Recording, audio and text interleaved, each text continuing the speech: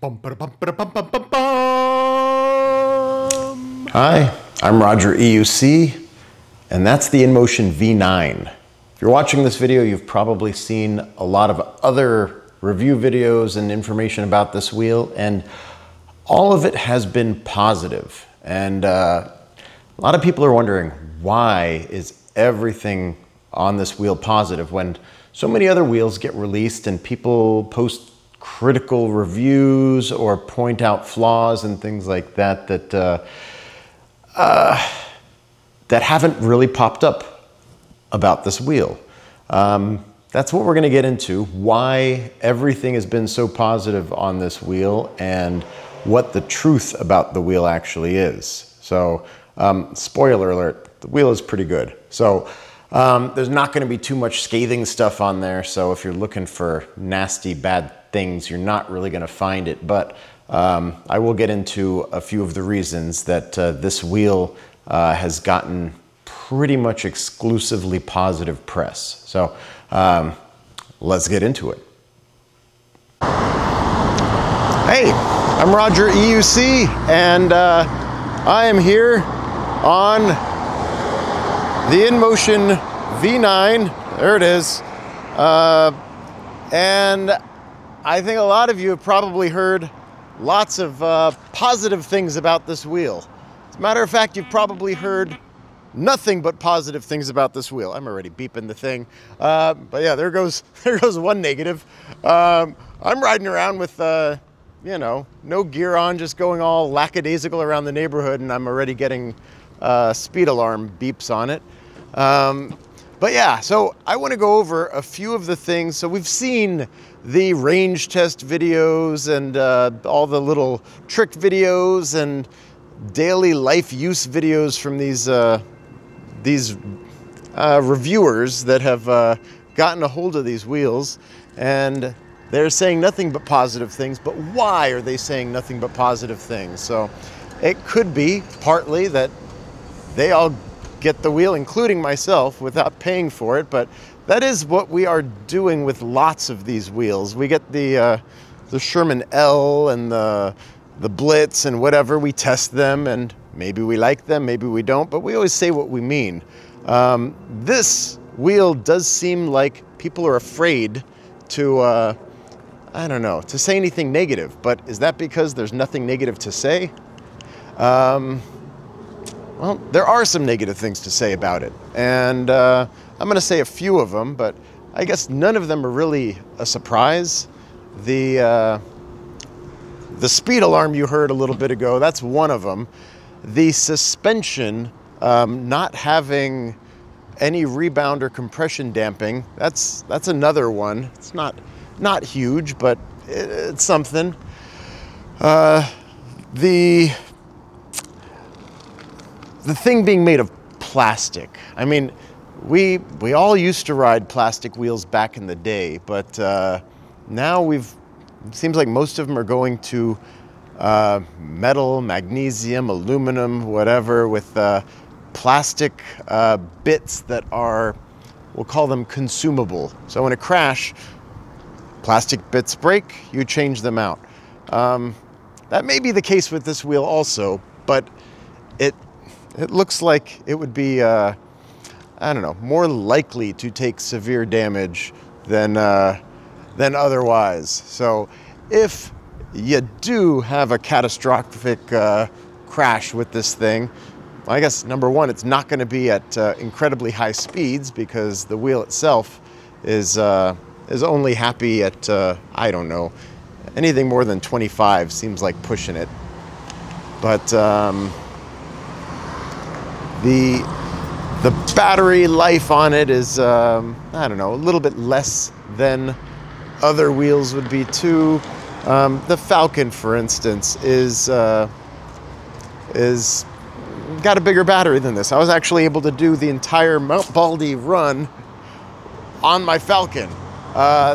This has like, is it 200 watt hours less battery life, which makes me think I would not be able to, because I just barely made it on the Falcon. So unless there's some sort of crazy magic, which we know there's not, because Marty's range test video came up with a little more than 20 miles of range on flat ground, whereas Mount Baldy is an elevation gain of something like 4,500 feet.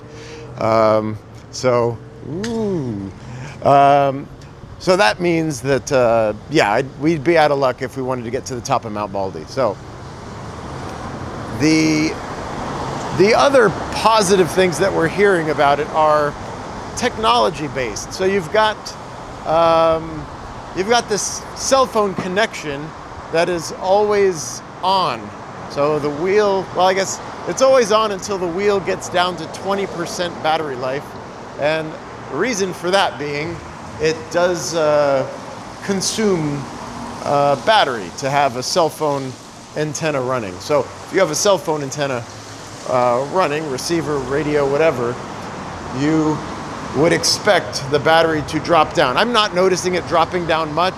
I think Duff mentioned in his review that he was getting significant drop off, but I'm going to assume that is because he is in an area with, we'll say, rough cell phone coverage. So when your cell phone is stuck looking for signal, yeah, you do end up having things die off a little bit quicker. So let's see, what else do we got here? The display on the wheel is not as nice as it is on, I don't know, the V12 and some of the other modern wheels that we got around, but it does the job. I mean, I can see the display there, 10, 11, but yeah, I'm trying not to go into the beeps again. but yeah, it's I don't know, it's got a really nice smooth power delivery. The suspension is comfortable. Having no compression or rebound damping actually does help make things feel more comfortable, because it'll do a better job at absorbing high frequency type of hits. So that is something you could actually do on purpose if you've got a wheel with adjustable suspension. Speed up the rebound, speed up the compression, and that'll make it a little bit poppier to go over jumps and things. Like you want to get some air going up a curb or something, you can bonk it a little bit and get some altitude. Let's see. I don't know, there's a few other things. Let me get some stuff in my brain. I'm pausing for a second. All right, I thought of another one.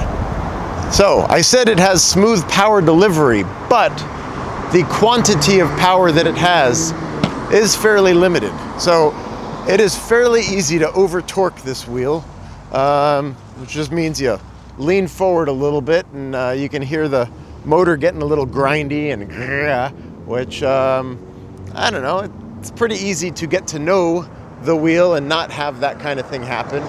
But at the same time, it's a lot harder to do on the Falcon. So I'll do a little curb drop, boom. It's pretty darn smooth, but there's Stone Age, it's closed. But yeah, the pedals, they've got spikes in them, but they're the cast sort, so they're not amazing, but this is not a performance wheel. So it's pretty good, but not a performance wheel. So it will get you from point A to point B as long as those 2 points are within 20 miles of each other, or 10 miles with no charging, so you can get there and back. But yeah, the range is less, but that is how you get the weight of the wheel being what it is. It's pretty possible to pull this out of the box with one hand and set it on the ground and go through all the setup stuff. So, but yeah, it's a nice wheel, but is it deserving of all of the high praise that it's been getting?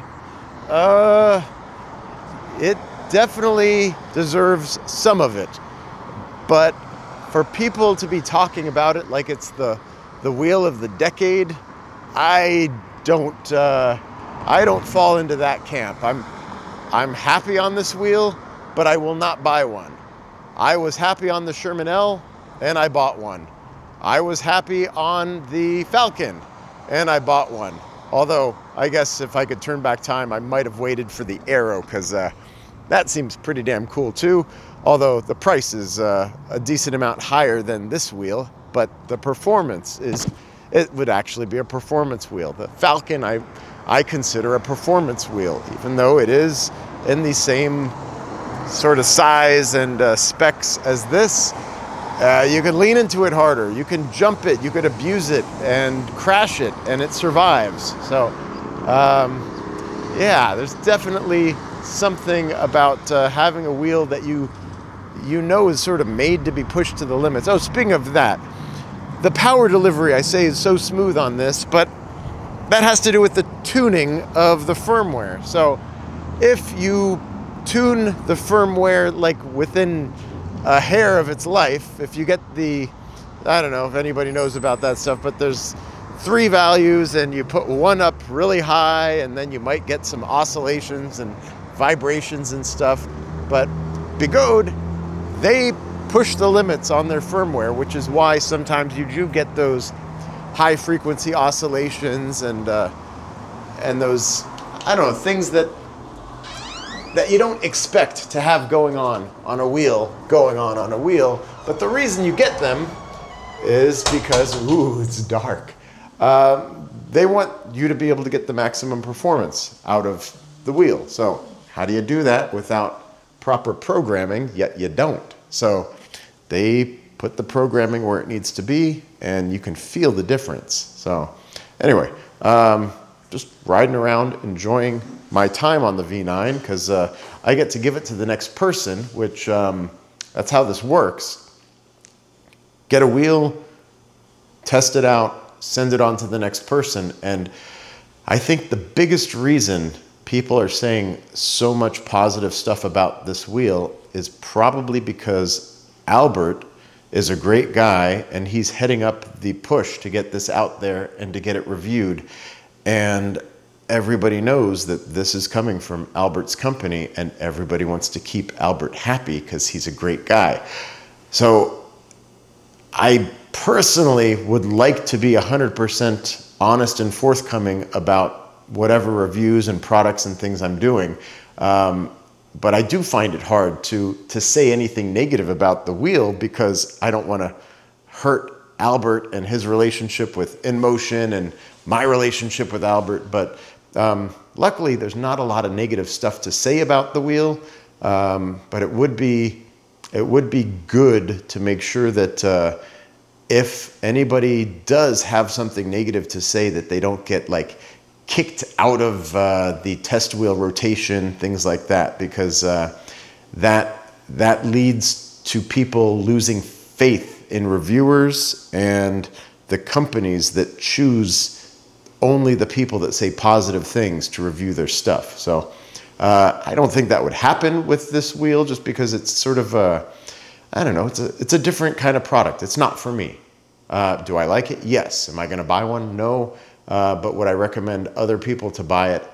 If they're the right people, I would make sure that it would be a proper fit for them. So anyway, it's been fun, and I'll catch everybody on the next one. And hopefully it will be something that I'll actually want to buy when I give it back. Thank you much. Talk to you later.